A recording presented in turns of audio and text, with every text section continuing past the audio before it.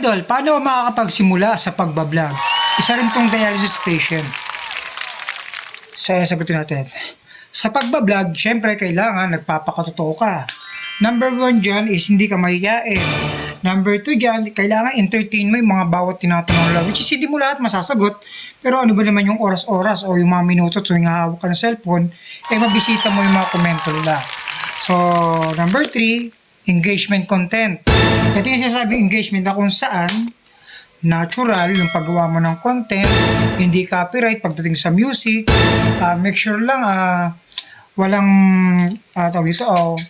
walang issue doon sa mga ginawa. Hindi ka nakahubad, hindi ka umiinom ng alak, maganda mga gano'n.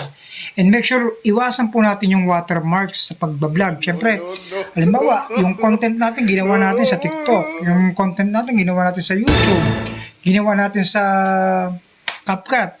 Make sure lang, bago natin i-upload, tanggalin natin yung watermarks. Alam mo natin lahat yan eh. May TikTok na watermarks, may YouTube, merong CapCut, yun yung mga pinaka-importante. At syempre sa'yo, bilang dialysis, so ang mapoprovide ko lang sa'yo, ang pinaka-sharing ko lang sa'yo na tips bago ka magsimula sa pagbablog. Maganda ikwento mo yung mga karanasan mo as dialysis. Maganda ikwento mo yung mga kung paano mo nilalakad yung mga gamot mo, kung ano yung mga diet na pagkain mo, kung ano yung mga nararamdaman mo at nagagamot mo. Perfect! Kaya yung mga magagandang i-share. Makaka-relate dito yung mga bago. So mga ganun lang. Tapos sumali ka sa mga group kung saan pinag-uusapan yung mga dialysis group, kidney failure group, medical assistant group. Salihan mo yan para mas lumawak yung mga content mo. Mas maraming maka-appreciate ng mga video mo. Malaking tulong kasi kapag nagbablog ka. Bakit? Unang-una, may mga nagpapaabot ng tulong para sa ating mga dialysis patient. Which is yung iba naman, hindi naman natin hinihingi yan kusang pinagkakalog yan. Ang kagandahan kasi sa pagbablog bilang isang dialysis, mas naiibsan mo, nakakalimutan mo yung tunay na problema na meron ka. Yung tunay na pinagdadaanan mo na malungkot ka, na nag-iisa ka. Like me, nag-iisa ako sa buhay. 3 kayo magkakapatid pero magkakaiwalay kami. So wala akong parents. Pero dito ako binibigay sa pagbablog yung oras ko. Halos ito na nga rin yung parang pamilya ko kasi ang dami ko nakakausap dito. Ang dami ko napapag-share ng tips. Ang dami nagbibigay sa akin ng prayer, comment, good comments. Marami nag-share, marami nag-prayer about sa kalagayan ko. Kaya yun, kahit pa paano, yung pangamba ko, yung lungkot ko, yung problema ko, marami nakakausap dito. Ayun yung kagandahan sa pagbablog. Iba-ibang komento, may masaya, may maganda, may pinaka-bless, merong basher. Hindi maiiwasan yun. Lalo na ako, minsan pumapatol ako sa basher, pero ang pinapatulang ko talaga, yung talagang masama na talagang comment. Hindi na talaga, So, ganun. Sa pagbablog, hindi mo kailangan magmadali, hindi mo kailangan na kapag nag-upload ka, marami ka agad manonood. Kapag walang nanood, pasensyahan mo na. Ang gawin mo muna, simulan mo muna sa pag-i-edit ng mga video. Yun ang pinaka-importante.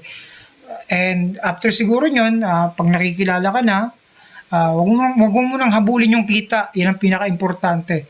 Sa pagbablog, wag mo munang habulin ang kita. Kung kikita ka o hindi, wag mo munang habulin. Ang importante, enjoyin mo yung pagbablog. I-enjoy mo lang.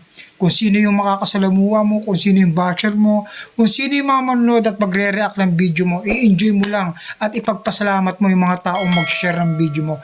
Yun ang pinaka-importante sa pagbablog. At kapag nagawa mo yun, maniwala ka sa akin, tuloy-tuloy yung pag-angat mo. So, ngayon dahil nga tuloy-tuloy na yung pag-angat mo, huwag mong babaguhin yung nakasanayan mo na naging totoo ka sa sarili mo.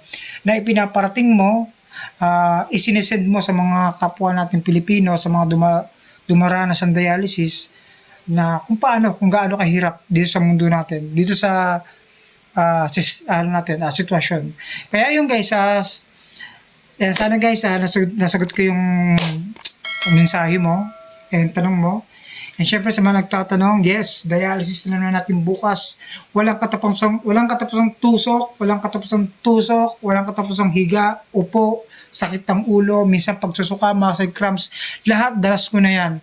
So ang kailangan lang natin gawin kapag nandun tayo sa ganung sitwasyon at medyo tagilid, lagi lang natin ipagpadasal, lagi lang natin ipagpasalamat na sa bawat bukas na ibinibigay ng Panginoon, importante na magpasalamat tayo at lagi tayo magpagamit. Hindi natin hawak ang oras kahit malakas ka pa o makapangyarihan ka pa, mayaman ka pa. Kapag oras mo na, oras ka ma. Kapag talagang plano ng Diyos yan, plano ng Diyos yan. Kaya idol, ayun, tuloy mo lang yung pag-vlog. Ngayon, kapag nag-vlog ka, mention mo ako para matropa kita. God bless.